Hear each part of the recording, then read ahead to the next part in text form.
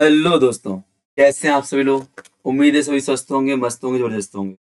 तो जैसा कि आप जानते हो, आपका यूजी नेट जेआरएफ दिसंबर 2025 का एग्जाम आने वाला है साथ में। और साथ ही साथ में आपके पास आ गया भाई साहब क्या, एक और गोली आ चुकी है जो कि एमपीपीएससी की तरह लॉन्च की गई है। कौन सी गोली है? एमपी सेट के लिए। तो अब आपको जैसा पता है, आपके लिए पेपर वन की क्लासेस आपके लिए अंजलि मैम की द्वारा ली जा रही है, निरंतर लगातार ही लगातार। ऐसे ही पेपर टू की क्लासेस मैं आपके लिए लेके आ गया हूँ। पूरी पेपर टू हिस्ट्री, क्या हिस्ट्री विषय पर पूरी क्लास हो जाएंगी। इतिहास पर पूरी क्लासेस पेपर टू के लिए यहाँ पे कराई जाएंगी। पेपर वन के लिए पूरी क्लासेस मैम के द्वारा कराई जा रही है, यूनिट 1 से लेकर 10 तक। ठीक है ना? याद रखना, क्लासेस का पैटर्न कुछ इस तरीके से रखा गया है कि आपको डिस्क्रिप्शन सामने लेके आते हैं, उसको डिस्कस करते हैं, याद कराते हैं। ठीक है ना? आप बोलो सर इस तरीके से क्यों रखा है, पहले मैं आपको ट्राई किया था लिख के बताऊंगा, पर व्यस्तता इतनी ज्यादा कि नहीं कर पा रहा था। ऐसे क्या करूंगा, मैं आपको बड़ी बड़ी क्लासेस लेके आऊंगा। मैम तो आपको शानदार 10-10 मिनट की क्लास लेके आ रही है, बट मैं आपके लिए बड़ी बड़ी क्लासेस लेके आऊंगा। बहुत बड़ी बड़ी नहीं, बहुत छोटी छोटी भी नहीं, मतलब एक सीमित मात्रा में, जहाँ पे एक टॉपिक आपको कवर हो जाए। जैसे आज मैंने टॉपिक रखा है आपके लिए, क्या टॉपिक? प्राचीन भारतीय इतिहास के स्रोत, source of the Indian history. इसको हम कैसे पढ़ते हैं, कैसे क्वेश्चन आते हैं, सब कुछ देखेंगे। लगभग 185 की पीडीएफ अपने पास है, पूरा जानेंगे। सारे फैक्ट आपको यहाँ पे याद करने पड़ेंगे। पेन को भी आप लोग साथ में लेके बैठेंगे। सॉरी, सॉरी, पेन कॉपी आप लोग साथ में लेके बैठेंगे। हालांकि ये पीडीएफ आपको क्लास के बाद दे दी जाएगी। वहां पर डेस्टिनी मेकर अपने टेलीग्राम चैनल पर, आप डेस्टिनी मेकर के टेलीग्राम चैनल पर जाएंगे ना, तो आपको वहां पर ये पीडीएफ पूरी मिल जाएगी। ठीक है ना? और वहीं पे आपको पेपर वन की पीडीएफ भी शेयर की जा रही है। कमेंट्स में पूछ रहे थे, आप मुझे मैसेज डाले सर पीडीएफ कहाँ पे पेपर वन की, जो मैम के द्वारा पढ़ाया जा रहा है। तो पेपर वन पर देखो, आप मुझे सपोर्ट बहुत करते हो, अभी किसी और प्लेटफॉर्म पे भी आप वहां पे मेरे साथ बहुत ज्यादा जुड़ते रहते हो, तो यहाँ पे भी आपका सपोर्ट बाकायदा चाहिए मुझे। और साथ ही साथ मैम को भी सपोर्ट करो। मैम फर्स्ट टाइम आपके लिए टीचिंग कर रही है। मैम अपनी स्टूडेंट ही रही है, जेआरएफ निकाला था लास्ट ईयर। तो उन्होंने बोला अंकित सर आपके लिए मदद करना चाहते हैं, दान दक्षिणा तो देते नहीं हम, लेकिन आपके लिए पढ़ाना चाहते हैं। बड़ी अच्छी बात है, मैम ने सपोर्ट किया अपने लिए। तो मैम के लिए शानदार तालियां, शानदार सपोर्ट। यार क्रॉस है मैम का, अपने थ्रू है, तो मैम ने उसके लिए आप सबके लिए मेहनत करना चाहे। तो कंटेंट मेरा ही होता है, मैं उनको बना के देता हूँ पूरा। बट मैम आपको बहुत शानदार तरीके से पढ़ाती है। ठीक है ना? और टेंशन नहीं हो, उसकी मैराथन भी मैं आपके लिए लेके दूँ। जैसे उनका एक यूनिट होगा ना, तो इस यूनिट 1 की मैराथन मैं आपके लिए कवर कर दूंगा, जिससे आपको 2 वे में पढ़ने का तरीका मिल जाएगा। और मेरे साथ डिस्कशन भी आपका हो जाएगा। ठीक है? और सारे प्रैक्टिस क्वेश्चन आपके लिए पेपर वन पेपर टू के लिए मैम ही कराएंगे। पेपर वन के लिए मैम कराएंगी, और पेपर टू के लिए मैं आपके लिए कराऊंगा। ठीक है ना? चलो, यहाँ पे जैसे आपका टॉपिक है प्राचीन भारत के इतिहास के स्रोत। पहले ही मैं आपको करा चुका हूँ, और पीवाईक्यू सारे में करा ही चुका है 2022 तक के। 2022 तक के सारे पीवाईक्यू आपके यूट्यूब पर पड़े हुए, इसी चैनल पर जाओगे लिस्ट पर सारे इतिहास के पीवाईक्यू पड़े हुए हैं आपके। ठीक है ना? चलो, तो पहला टॉपिक क्या होगा कि प्राचीन भारतीय इतिहास के स्रोत क्या है। ठीक है ना? तो बात करते हैं प्राचीन भारतीय इतिहास के स्रोतों की। तो आपको पता है 2 प्रकार के स्रोत, प्रातात्विक स्रोत होते हैं, और बात करते हैं हम लोग ऐतिहासिक स्रोतों की। प्रातात्विक स्रोतों की बात करते हैं, साथ में क्या, ऐतिहासिक स्रोत। पुरातात्विक स्रोत क्या होते हैं? जो आप छू पाते हैं, टच कर पाते हैं, देख पाते हैं। ऐतिहासिक स्रोत तो आपको लिखित रूप में प्राप्त होते हैं। आप चाहे किताबें देख लो, चाहे मैन्युस्क्रिप्ट देख लो, कुछ भी देख लो, तो आपको लिखित रूप में, तो आपका ऐतिहासिक स्रोत। अब स्रोत पर जाने से पहले अपने भारत की बात कर लो ना। भारत का भूगोल क्या है थोड़ा बहुत। जब भारत के भूगोल की बात करेंगे, भारत में रहने वाले लोगों की बात करेंगे, इतिहास जानेंगे, तभी तो इतिहास जानेंगे। अब वो है भारत की बात करते हैं तो एक बहुत बड़ा प्रायद्वीप है एशिया। यहाँ पे आप देखो, north America, south America, Europe, Asia, Africa, Australia. तो भारत यहाँ पर आपको एशिया प्रायद्वीप में देखने को मिलता है, जो कि दक्षिण में देखने को मिलता है। यहाँ पे आपको हिंद महासागर देखने को मिलता है। आप देख सकते हो आप लोग, एशिया महाद्वीप भारत का विशाल प्रायद्वीप है, जिसके उत्तर में क्या आपका हिमालय है। भारत के उत्तर में हिमालय है, दक्षिण में आपका हिंद महासागर मिलता है। वहीं बात करें हम लोग, इसका जो आकार विषम चतुर्भुज के आकार का मिलता है हमें। है ना? चलो, यूनानी लेखकों ने, अब तो नाम किसने दिया है, नामकरण किसने दिया है, ऐसे क्वेश्चन आपके आते हैं।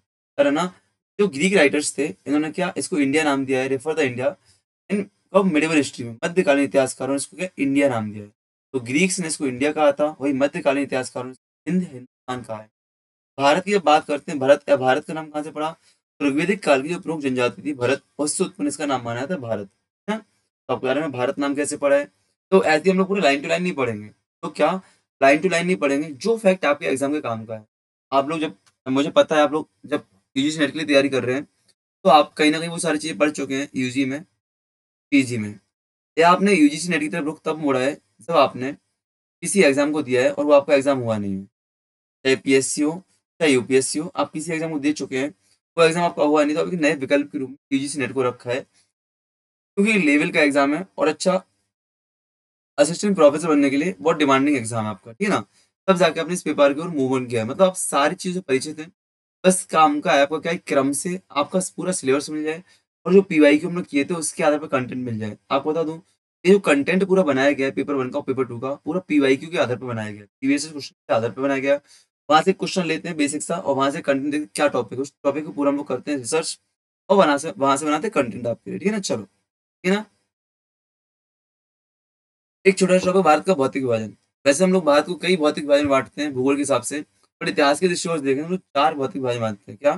भारत को 4 भौतिक प्रदेशों में बांटते हैं। नंबर 1 उत्तर भारत का पर्वतीय मैदान, बात कर क्या, उत्तर भारत का पर्वतीय मैदान, गंगा और सिंधु का मैदान, गंगा और सिंधु मैदान, दक्षिण द डेक्कन प्लेटू के नाम से जानते हैं, द डेक्कन प्लेटू के नाम से। देखो यहाँ पे आपको बाइलैंग्वेज मिल रहा है, हिंदी प्लस इंग्लिश। मैं एक ही भाषा में पढ़ाई कर रहा हूँ यहाँ पे आपके लिए, बट दोनों भाषा लिखी गई है, तो हिंदी और इंग्लिश दोनों के लिए काम में आएगा। The coastal plain of the earth, earth of south, ठीक है ना। भारत को इन 4 रीजन में बांटते हैं, देखो क्या क्या। The coastal plain of the south, यदि आप बात करें तटीय मैदानों की, इनकी मैं बात करें तटीय मैदानों की, जो कि क्या लंबे हैं और संकीर्ण, long and narrow coastal planes है आपके, जिसमें आपको क्या इंक्लूडेड है, क्या गोदावरी, कृष्णा एंड कावेरी रिवर्स के डेल्टास, जो आपके क्या यहाँ पे उपजाऊ मैदान क्षेत्र हैं आपके, जो कि कावेरी, कृष्णा, गोदावरी इत्यादि इत्यादि नदियों के उपजाऊ क्षेत्र से बने। अब यहाँ पे आप देखेंगे तो इतिहास यहाँ पे होगा, तो यहाँ पे सांस्कृतिक विकास होगा, तो हम लोग पढ़ेंगे यहाँ पे, देखा ना सांस्कृतिक विशेषताएं, तो हम लोग पढ़ेंगे अभी हम लोग एक एक करके, ठीक है ना। ठीक, क्या करेंगे, पठारी की बात करते हैं। आप देखो यहाँ पे पूरा पठारी इलाका आपको मिलता है, ये पूरा आपको पठारी इलाका मिलता है, इसकी बात करते हैं हम लोग, क्योंकि उत्तर से लेकर दक्षिण में कृष्णा और तुंगभद्रा की घाटियों तक फैला, ठीक है ना। बात करें हम लोग उत्तर का पर्वतीय, यहाँ पे गंगा और सिंधु का मैदान, क्या गंगा और सिंधु का मैदान, आप देखते हो इस मैप पे पूरा गंगा और सिंधु का मैदान कितना विशाल दिख रहा है हमें, ठीक है ना। पूरा गंगा और सिंधु का मैदान इतना विशाल दिख रहा है हमें, दिख रहा है कि नहीं। ये पूरा वो गंगा और सिंधु का मैदान है। हाँ, यह भारत का सबसे उपजाऊ क्षेत्र है। यहीं पर हड़प्पा सभ्यता और आर्य संस्कृति का विकास हुआ है।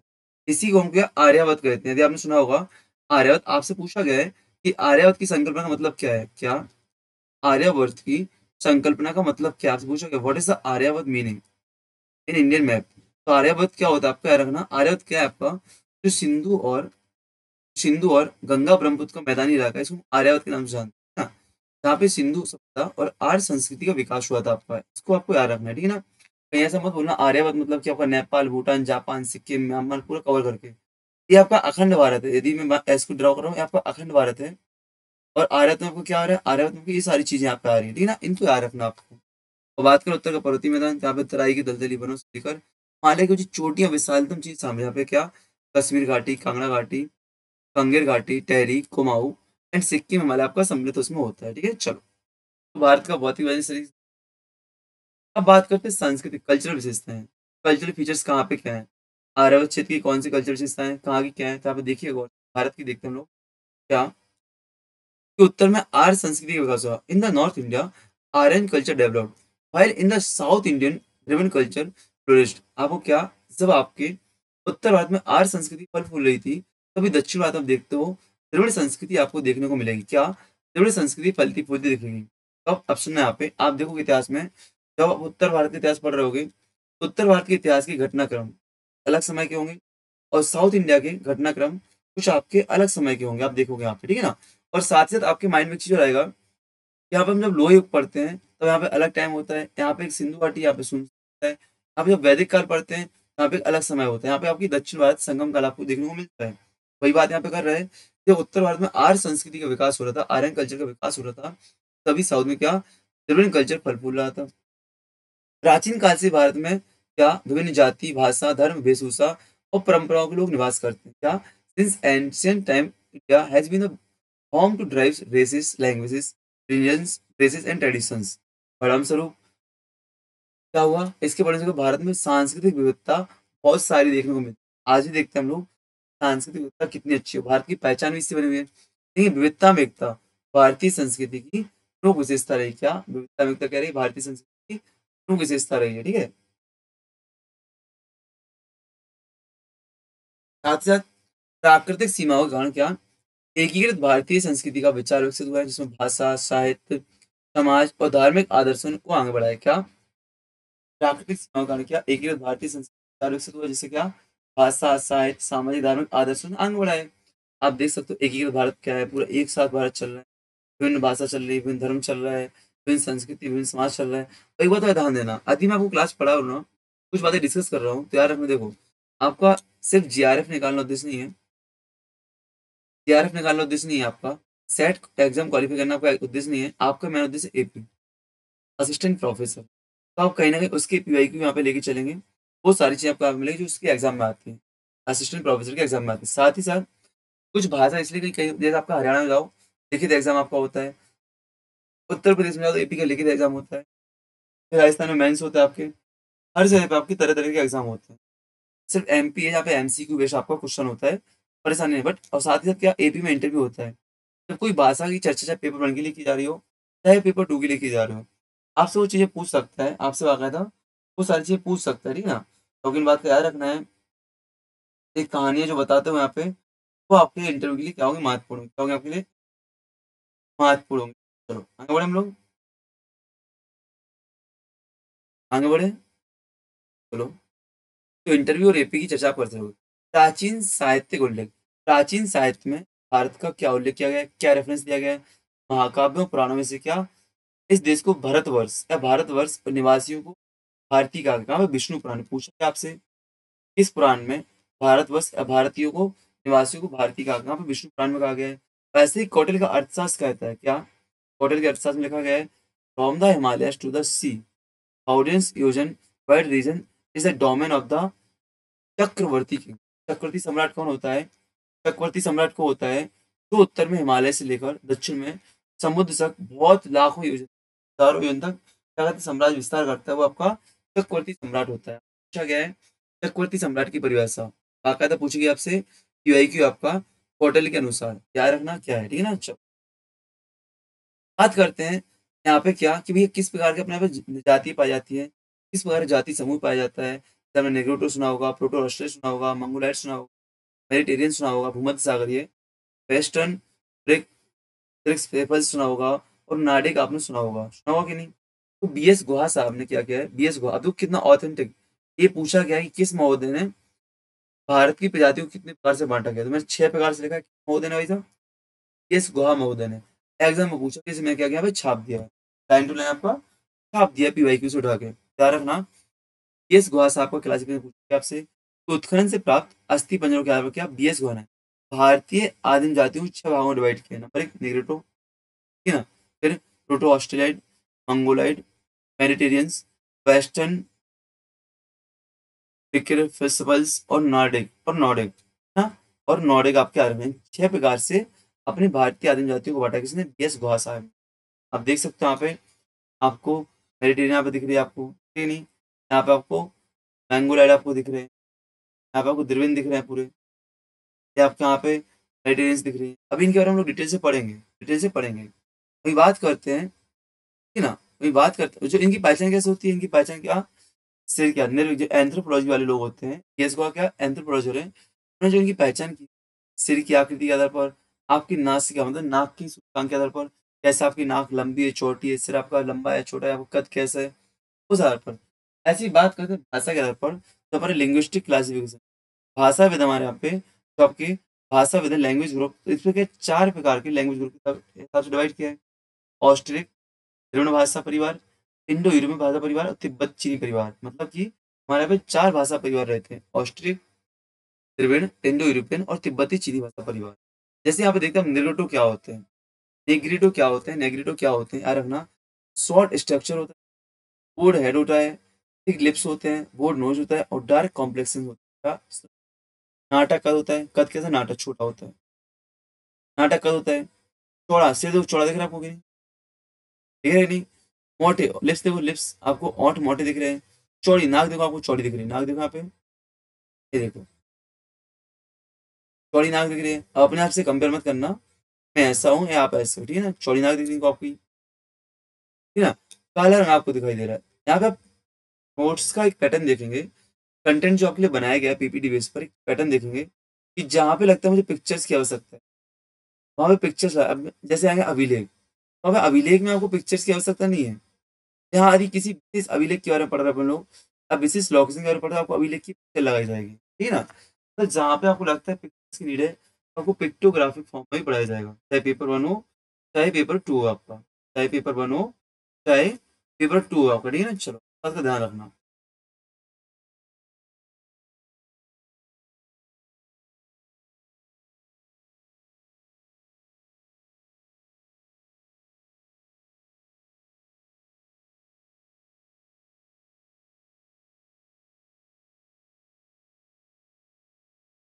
चलो आगे बढ़े हम लोग, ठीक है ना।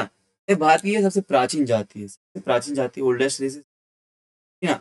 अंडमान निकोबार, कहाँ पे आपकी अंडमान निकोबार द्वीप में पाई जाती है। तो याद रखना, पूछा गया आपसे इनका प्रमुख सिंबल क्या है, तो तीर धनुष की पूजा करते हैं, कल वृक्ष की पूजा करते हैं, ठीक है ना। ये याद रखना, ये याद रखना इनको, ठीक है। पीपल वर्शिप, ना पीपल वर्शिप। दूसरा है proto Australoid, proto Australoid, proto Australoid भारतीय जनसंख्या में इनकी संख्या सबसे अधिक है, सबसे अधिक है। तो निग्रिडो अपने प्राचीन हो गए हैं, जो कि अभी वर्तमान में अंडमान निकोबार देखने को मिलेंगे। प्रोटो ऑस्ट्रेलिया सबसे अधिक पाए जाते हैं, ऑस्ट्रिक भाषा समूह के होते हैं। शब्द मुंडा बोली में इनके शब्द जो पाए जाते हैं, मुंडा भाषा, जो मुंडा शैली आपकी छोटा नागपुर पठार के आसपास मिले, वहां इसमें पाए जाते हैं। इनका भी छोटा कद होता है, सिर लंबा, जो लंबा सिर हो इनका, लंबा सिर हो रहा है, लंबा, लंबा सिर, लंबा सिर, चौड़ी नाक, नाक इनकी भी चौड़ी है। ओंठ, ओठे, मोटे ओंठ, ओंठ देखो इनकी मोटे हैं। घुंघराले बाल हैं इनके दो, है कि घुंघराले बाल हैं। और चॉकलेटी त्वचा है आपकी, ये याद रखना, चॉकलेटी कॉम्प्लेक्स की आपकी त्वचा इनकी होती है। पूर्ण रूप से दक्षिण भारत और मध्य प्रदेश की जनजातियों में चीज देखने को मिलती है। यहाँ पे दक्षिण भारत और एमपी में देखने को मिलेंगे। कृषि, मृदभांड निर्माण, लिप सुगना का ज्ञान, लिंग उपासना का, लिंग उपासना, तो अपने शिवलिंग की पूजा करते हैं, लिंग उपासना, उसका ज्ञान इनके पास पाया जाता है। दो हमने देखा, कौन कौन सी देखा, निग्रोटो देखा, और दूसरे में क्या, प्रोटो ऑस्ट्रेलाइट देखा। वैसे आपको पता है पीडीएफ की नीड भी नहीं है, आप चाहो तो इसी क्लास को पॉज करो, वॉइस बंद करो, रिवीजन के लिए देखते जाओ। इससे क्या होगा, आपको एक समय में आपका रिवीजन भी हो जाएगा, है कि नहीं, मतलब पढ़ने के लिए, या आप स्क्रीनशॉट लेके बनाते जाओ तो बेटर ऑप्शन है। हालांकि पीपीटी आपको शेयर कर दी जाएगी, ठीक है ना। मंगोलैंड, मंगोलैंड भारत की पूर्वी, पूरब की ओर भारत में प्रवेश किया। आप देख सकते हो, आप देख रहे थे गौर से, तो देखो तिब्बत एरिया में, यहाँ पे मंगोलैंड दिख रहा है आपको, यहाँ पे आपको मंगोलैंड दिख रहे हैं, दिख रहे कि नहीं दिख रहा है आपको। वही यहाँ पे लिखा है कि भारत के पूर्वी एरिया में प्रवेश किया। जाति मेरी, नागा, बोडो, भोंड, भोटिया, बंगाल, असम की जनजातियां। ये भोटिया भाटिया आपकी एंड के लद्दाख में पाई जाती है। इनकी नाक छोटी होती है, छोटी,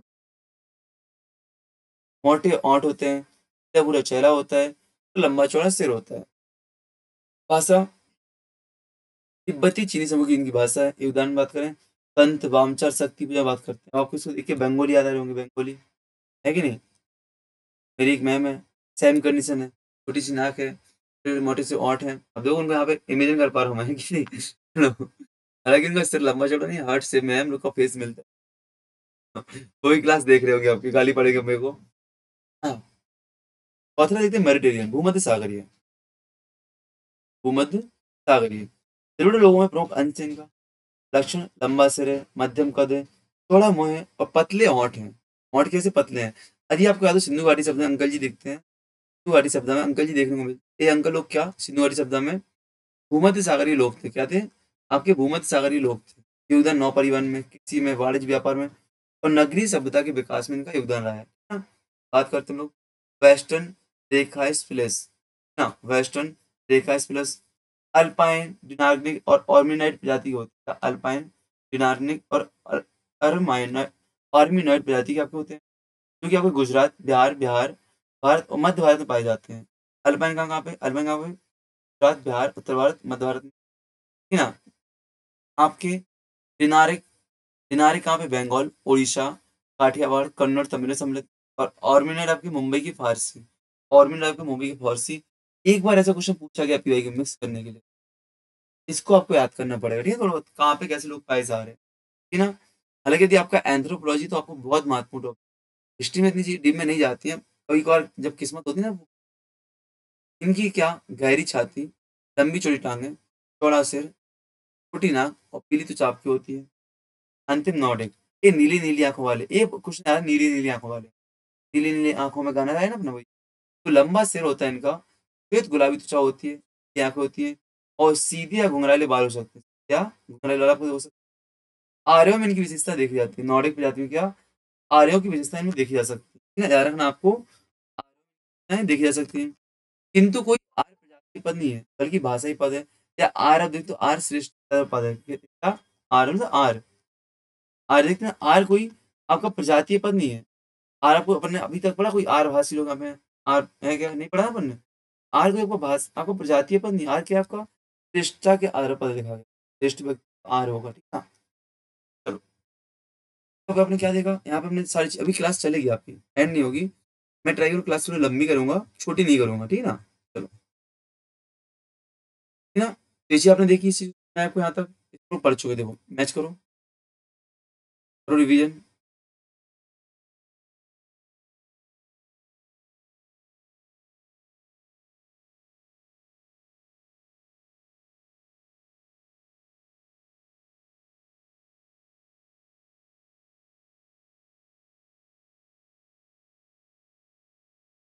चलो रिवीजन किया,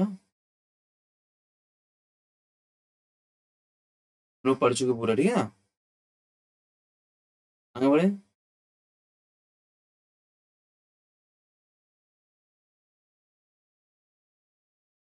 आते नए टॉपिक, ठीक है ना? रेस्ट मिलेगा आपको, तो रिवाइज कर ले, ऐसे करें जो भी एक टॉपिक खत्म होगा आप उसको रिकॉल करेंगे तो हम लोग आगे बढ़ेंगे। या छोटी इस आई थिंक इस वीडियो को छोटे रखता हूँ मैं, कि आवाज में क्या दिक्कत आ रही, क्या इशू आ रहा है, वो समझ में आ जाएगा, ठीक है ना? चलो, पहली वीडियो छोटी रखता हूँ मैं, आवाज वगैरह पता चला मैं पूरी वीडियो रिकॉर्ड कर ली फिर आवाज में दिक्कत, मजा नहीं आएगा। लेकिन और टॉपिक ऐतिहासिक स्रोत, ऐतिहासिक स्रोत इसमें हम लोग पूरा करेंगे, इसमें पूरा पढ़ेंगे, ठीक है ना? चलो, इस वीडियो को छोटा इसलिए रखें आप फीडबैक दे सकें, हाँ भाई साहब, इन बातों को ध्यान रखना पड़ेगा। चलो, बेस्ट ऑफ लक, जय हिंद, जय भारत। लाइक, कमेंट, शेयर और आपका फीडबैक मुझे